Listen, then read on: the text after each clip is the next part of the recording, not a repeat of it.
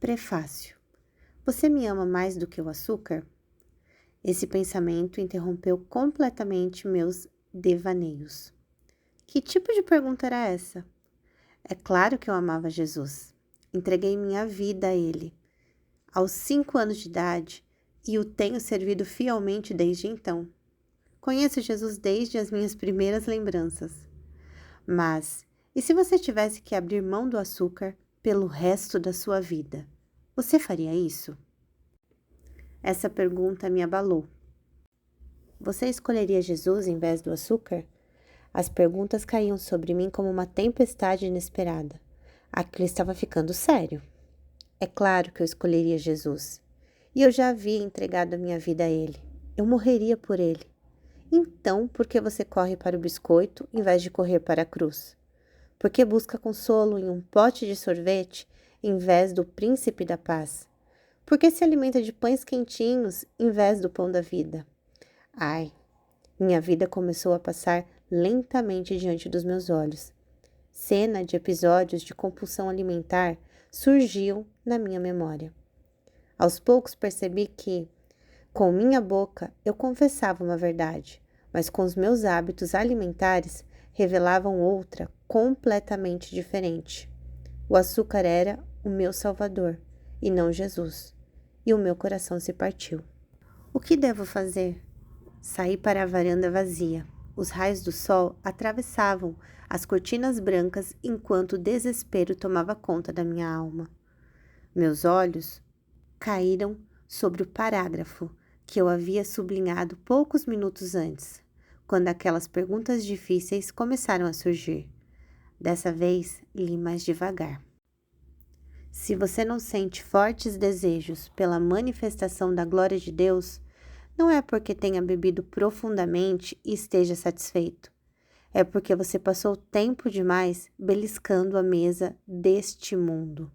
Sua alma está cheia de pequenas coisas e já não há espaço para aquilo que é grandioso. Deus não o criou para isso. Existe um apetite por Deus e ele pode ser despertado. Convido você a abandonar os efeitos entorpecentes da comida e os perigos da idolatria e a dizer com este simples jejum: tudo isso, ó Deus, eu quero é a Ti.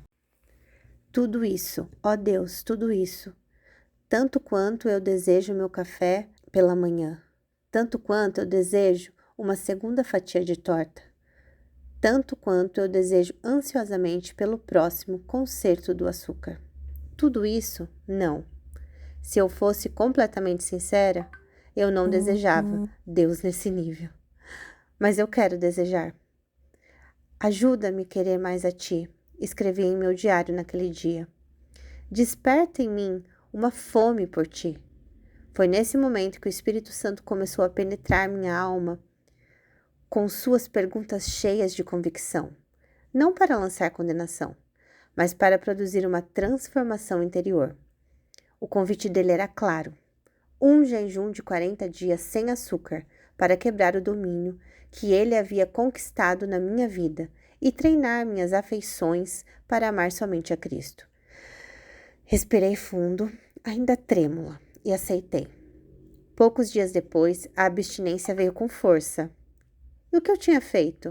O que eu estava pensando? Aquilo era uma loucura.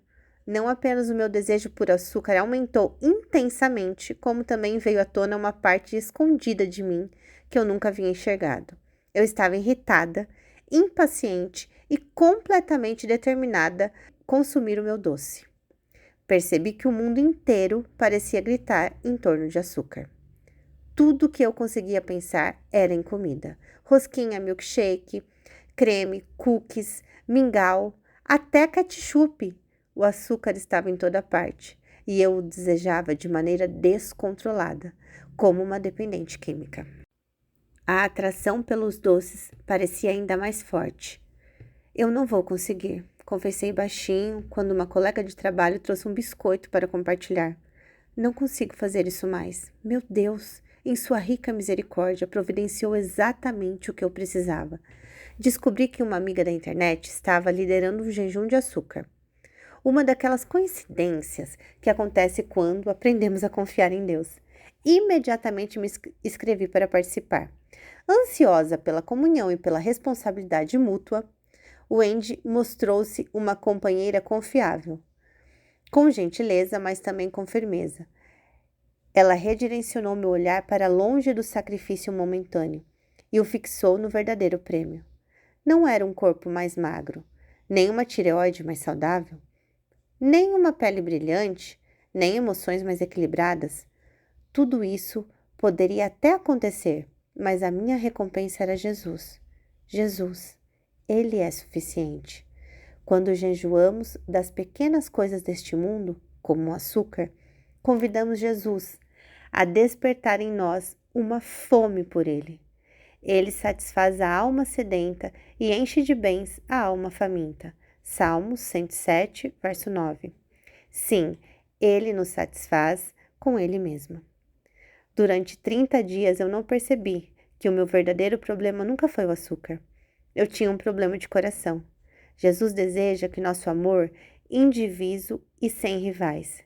Ele quer que o amemos de todo o coração, de toda a alma, de todo entendimento e com todas as nossas forças.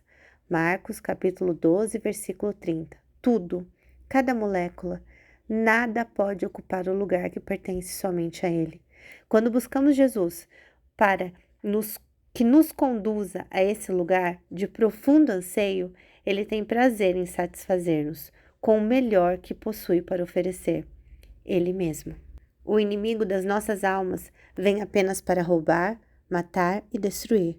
Muitas vezes ele usa o vício do açúcar para enfraquecer nossa vida espiritual, emocional e física, mas Jesus venceu e oferece vida plena àqueles que o encontram.